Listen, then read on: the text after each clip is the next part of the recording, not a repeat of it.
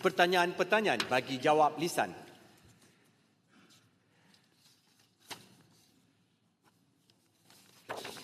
Baik, kita mulakan pertanyaan-pertanyaan bagi jawab lisan dengan saya menjemput Datuk Seri Dr. Zaliha bin Mustafa Sekijang. Terima kasih Tuan Speaker.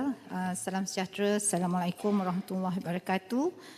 Saya dengan ini Tuan Sri Speaker ingin mengambil juga kesempatan selaku pengurusi backbenchers untuk mengucapkan selamat bersidang kepada semua ahli-ahli parlimen di sebelah sini dan di sebelah sana, dan ucapan tahniah juga saya kepada Ketua Pembangkang yang baru. Terima kasih Tuan Sri Speaker. Dari Sekijang turun ke Kempas. Soalan nombor 1 mohon dijawab dengan jelas. Terima kasih. Baik, silakan Menteri. Bismillahirrahmanirrahim. Assalamualaikum warahmatullahi wabarakatuh. Salam sejahtera. Tan Sri Yang di-Pertua, terima kasih Muhammad Sekijang atas soalan dikemukakan. Kementerian Pertahanan telah menetapkan indikator prestasi utama atau KPI bagi mengukur keberkesanan program latihan khidmat negara PLKN 3.0 serta memastikan objektif pembentukan modal insan dapat kita capai. KPI yang ditetapkan ialah setiap pelatih mesti menunjukkan sekurang-kurangnya 80% pencapaian dalam 6 elemen utama, iaitu patriotisme, perpaduan, disiplin dan transformasi diri, ketahanan mental dan kesiapsiagaan, pengetahuan ketenteraan serta semangat kesukarelawan. Bagi menilai KPI yang ditetapkan, kaedah kaji selidik kajian impak telah dilaksanakan sebelum dan juga selepas latihan dengan kerjasama Universiti Malaysia Sabah UMS dan juga Universiti Pertahanan Nasional Malaysia UPNM, dan kajian impak ini tidak dianalisa mengikut negeri, sebaliknya ia menilai keberkesanan program secara keseluruhan berdasarkan semua peserta PLKN 3.0 di seluruh negara. Secara keseluruhannya objektif dan KPI yang ditetapkan telah dicapai di semua latihan PLKN 3.0 dan semua indikator menunjukkan peningkatan yang positif selepas peserta mengikuti latihan. Sebagai contoh, berdasarkan dapatan kajian dalam siri yang kedua bagi tahun ini 2026, kita boleh melihat dalam 6 indikator itu, contohnya patriotisme sebelum latihan peratus pencapaian sekitar 82%, selepas latihan ada peningkatan 6.35%, itu 98.98%. Begitulah juga dengan perpaduan, ada peningkatan 9%, disiplin daripada 77.36% meningkat sehingga 92.6%. Antara peningkatan yang tertinggi 15%. Begitulah juga ketahanan mental 71% meningkat kepada 83%. Pengetahuan ketenteraan kalau kita lihat sebelum memang agak rendah 56% dan kini meningkat kepada 84%. Peningkatan tertinggi itu 27%, dan juga kesukarelawan daripada 75% hingga ke 83%. Mengenai aspek kebolehpasaran kerja, secara dasarnya PLKN bukanlah merupakan program latihan pekerjaan, tapi sebaliknya memberikan tumpuan kepada pembentukan sasiah, disiplin, jati diri dan juga semangat patriotisme. Tapi dalam masa yang sama, kita melalui sukarelawan PLKN, kita juga memantau dunia pekerjaan dan juga latihan berterusan kepada anggota PLKN kita. Dan walau bagaimanapun, Kementerian melalui Jabatan Latihan Khidmat Negara JLKN telah bekerjasama dengan Jabatan Perkhidmatan Awam JPA, di mana 5 pihak berkuasa melantik, iaitu Suruhanjaya Perkhidmatan Awam SPA, Suruhanjaya Perkhidmatan Kehakiman dan Perundangan, Majlis Angkatan Tentera, Suruhanjaya Pasukan Poli dan Suruhanjaya Perkhidmatan Pendidikan SPP telah bersetuju memberikan merit tambahan kepada bekas pelatih PLKN 3.0 yang memenuhi syarat dalam proses temuduga dan juga pengambilan ke perkhidmatan awam. Langkah ini diharap dapat memberikan nilai tambah kepada bekas pelatih di samping mengiktiraf disiplin, kepimpinan dan jati diri yang dibentuk sepanjang mengikuti PLKN 3.0. Itu saja jawapannya, Tan Sri. Baik, saya jemput Sekijang. Terima kasih Tan Sri Speaker, dan terima kasih kepada Timbalan Menteri atas jawapan yang saya kira agak komprehensif.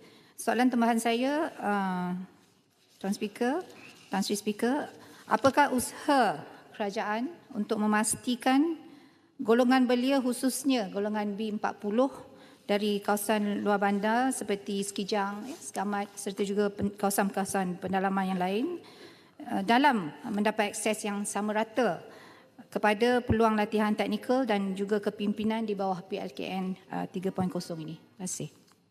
Sila Menteri. Terima kasih Yang Berhormat Sekijang atas soalan tambahan yang dikemukakan. Kita tahu bahawa PLKN kita bentuk untuk pastikan bahawa 5 ataupun 6 teras utama ini kita laksanakan.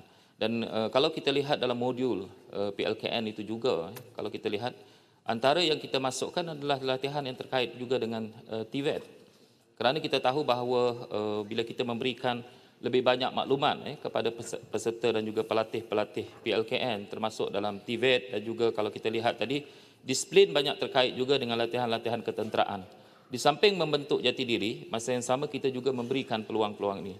Dan kita tak mengambil kira bukan sekadar garis pendapatan dan seumpamanya, kerana tujuan kita tubuhkan PLKN ini untuk mengambil kira semua belia kita, sama ada mereka berada di kem-kem latihan kita melalui ketenteraan, latihan-latihan kem wataniah kita, ataupun di institusi-institusi pengajian tinggi. Sebab itu kalau kita lihat PLKN 3.0 kita menggabungkan semua ini. Sama ada lepasan SPM itu, sama ada mereka di kem latihan khidmat negara melalui Kementerian Pertahanan maupun di institusi-institusi pengajian tinggi, semuanya akan diberikan latihan yang sama dengan harapan kita dia boleh membentuk nilai tambah kepada generasi muda kita. Itu saja jawapan.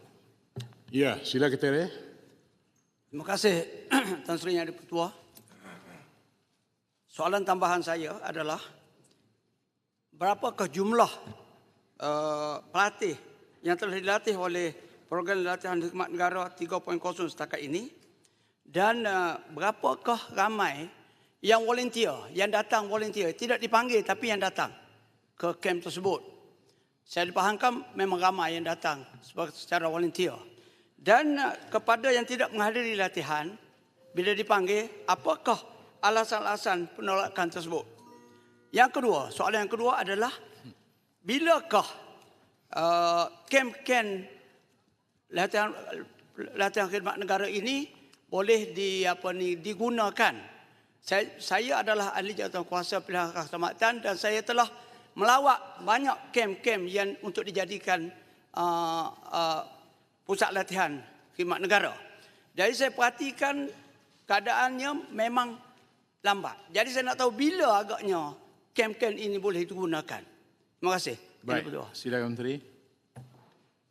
Terima kasih kepada Yang Berhormat Ketua atas 3 persoalan yang dikemukakan. Yang pertama tentang jumlah. Sehingga kini kalau kita lihat tahun lalu kita telah melatih seramai 1,202 orang. Tahun ini sehingga siri kedua 2026, pertengahan tahun ini, kita telah menambah 2,202 orang. Jadi jumlah keseluruhan setakat ini adalah 3,404 orang.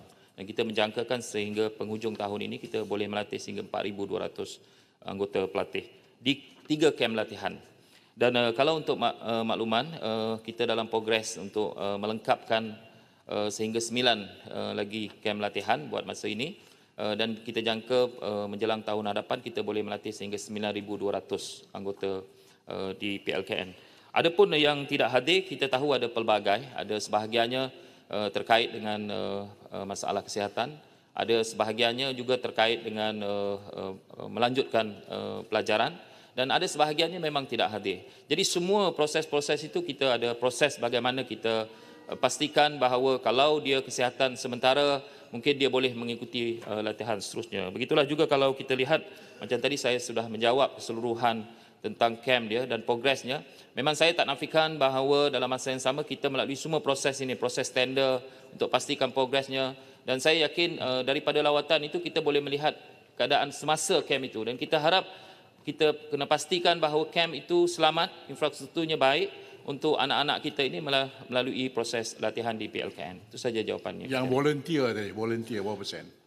Persentage secara detail tu nanti saya maklumkan kepada Ketere, tapi kita tak nafikan bahawa ada dalam beberapa kes volunteer tu datang melebihi daripada apa yang sepatutnya. Ini yang kita hadapi juga cabaran itu. Kadang-kadang kita buka kepada volunteers dan kita ada senarai, tapi volunteers itu lebih. Memang ada satu kes lagi tu peserta kita lebih daripada apa yang sepatutnya. Jadi memang ada beberapa kekecewaan mereka yang hadir itu tak dapat menyertai. Sebab kadang-kadang kita menjangkakan, kita beri beberapa peratus, 10 sehingga 20% untuk mereka itu hadir. Tetapi masa yang sama sebenarnya kita di kem-kem PLKN ini kita ada jumlah yang terhad. Itu telah kita perbaiki sistem itu kerana kita buat volunteers itu lebih awal supaya kita tahu jumlah sebenar yang hadir dan mereka semuanya boleh ditempatkan di kem latihan mengikut jadual yang telah kita tetapkan. Nanti detail untuk volunteers itu saya akan kemukakan kepada Ketere. Terima kasih, Tan Sri. Baik.